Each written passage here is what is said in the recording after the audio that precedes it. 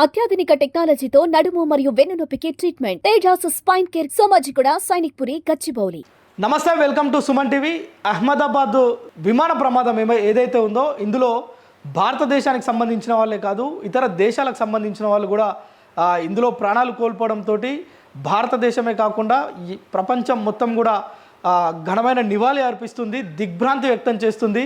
నిజంగా ఎంత హృదయ విదారకమైన సంఘటన అంటే భారతదేశ చరిత్రలో ఎప్పుడు కూడా లేని ఒక ఘోరమైన ప్రమాదంగా దీన్ని మనం చెప్పుకోవాలి. ఎందుకంటే నిజానికి ఇప్పటి వరకు ఇలాంటి ప్రమాదం ఏది కూడా భారత్లో చోటు చేసుకోలే. ఇంత ఘోరమైన ప్రమాదం 242 ఒకరిని మినహాయిస్తే 241 మంది ఈ ప్రమాదంలో మృతి చెందిరు. అయితే ముఖ్యంగా ఇక్కడ మనకు అహ్మదాబాద్లో జరిగిన ఈ యొక్క ఘోరమైన ప్రమాదంలో దాదాపు భారత్తో పాటు విమానంలో 169 మంది భారత పౌరులు, అదేవిధంగా 53 మంది బ్రిటన్ దేశస్తులు, మరొక 7 పోర్చుగీస్, ఒకరు కెనడాకు సంబంధించిన వ్యక్తి.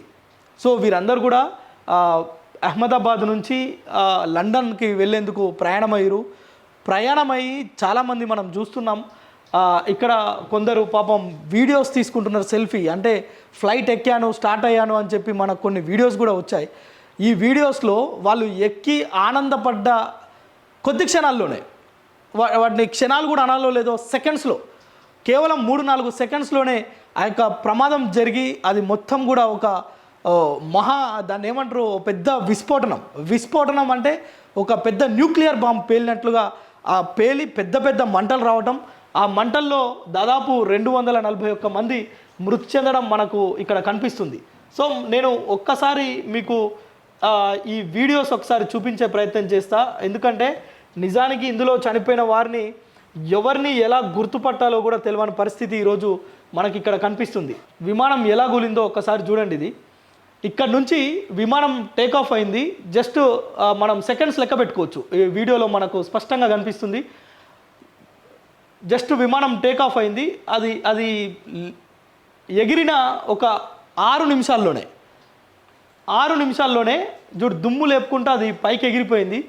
జస్ట్ ఈ యొక్క ఎగిరిన ప్రాంతం నుంచి 6 నిమిషాల తేడాతోనే ఆ యొక్క విమానం కుప్పకూలినట్లుగా మనకు తెలుస్తుంది. చూడండి, అది పైకి వెళ్ళాల్సింది అప్పుడే నేల చూపులు చూస్తుంది. ఈ విమానం మనం ఇక్కడ చూడొచ్చు, బ్లాస్ట్ కథం, పైకి వెళ్ళాల్సిన విమానం కింద కూలిపోయింది. చూడొచ్చు, మనం ఇక్కడ స్పష్టంగా చూడొచ్చు. లేచి దాదాపు 2 నిమిషాలు కూడా కాలేదు. టేక్ ఆఫ్ అయిన 2 నిమిషాలు కూడా కాలేదు. కనీసం ఈ సెకండ్స్లోనే అది మొత్తం పైకి ఆకాశంలో విహరించాల్సిన ఆ విహంగం ఒక్కసారిగా నేల చూపులు చూసింది. ఆ పక్కనే కనీసం ఆ ఎయిర్పోర్ట్ బయటికి, ఆ గోడ దాటి బయటికి వెళ్ళిన క్రమంలోనే అది కూలిపోయినట్లుగా తెలుస్తుంది. మరొక్కసారి చూపిస్తా, ఎంత ప్రశాంతంగా ఎగిరిన విమానం అది కొన్ని సెకండ్లలో మొత్తం నేలమట్టమైంది. ఒక పెద్ద విస్ఫోటనం జరిగిపోయినట్లుగా మనకు కనిపిస్తుంది. ఈ వీడియోనే దానికి సజీవమైన సాక్ష్యం. ఇది ఎయిర్పోర్ట్ నుంచి వీడియో తీసినట్లుగా మనకు తెలుస్తుంది. ఈ వీడియోలో మనకు స్పష్టంగా కనిపిస్తుంది. ఈ ఎగిరేటప్పుడే ఎందుకో కొంత డౌట్గా ఎగిరినట్టు అనిపిస్తుంది. అంటే కొంత సాంకేతికపరమైన సమస్య ఏదో తలెత్తినట్టుగా మనకు అనిపిస్తుంది. ఇక్కడ ఒక్కసారి షేక్ అయ్యి మూమెంట్ ఇచ్చింది అది. సో ఎగిరింది, ఒక 20 సెకండ్లు గాల్లోకి అలా పైకి ఎగిరిన ఆ ఫ్లైట్ ఒక్కసారిగా కిందికి వస్తుంది. మనం అబ్జర్వ్ చేస్తే కనిపిస్తుంది.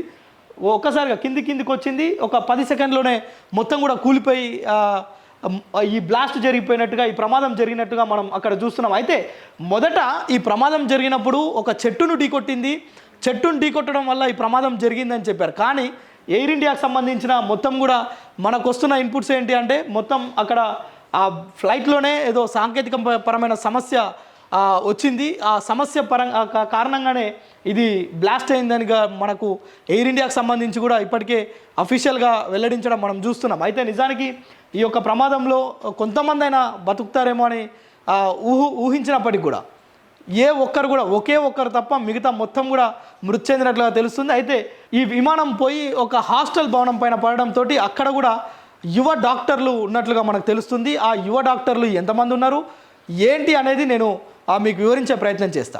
సుమన్ టీవీలో మీ పర్సనల్ అండ్ బిజినెస్ ప్రమోషన్స్ కోసం కింది నెంబర్కి కాంటాక్ట్ చేయండి.